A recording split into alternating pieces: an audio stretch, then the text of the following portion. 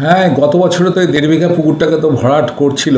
তো আমার কাছে খবর আসে মানে রমজান শেখ বলে কোনো একজন ওটাকে ভরাট করছিল। তো আমি কমপ্লেনটা করেছিলাম সমস্ত দপ্তরে করার পরে তো তারপর পলিউশন কন্ট্রোল বোর্ড থেকেও চিঠি পাঠানো, এই হচ্ছে সেই চিঠিটা। পলিউশন কন্ট্রোল বোর্ড থেকে ডিএম এবং বিডিওকে নির্দেশ দেওয়া হয় যে অ্যাকশন টোকেন রিপোর্ট পাঠাতে। কিন্তু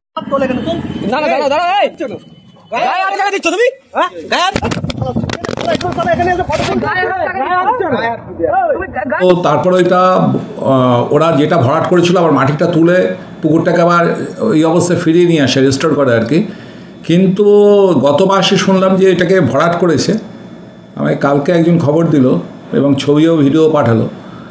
তো আমি কালকে আবার কমপ্লেন করলাম ডিএমকে পলিউশন কন্ট্রোল বোর্ডকে, ফিশারিজ ডিপার্টমেন্টে।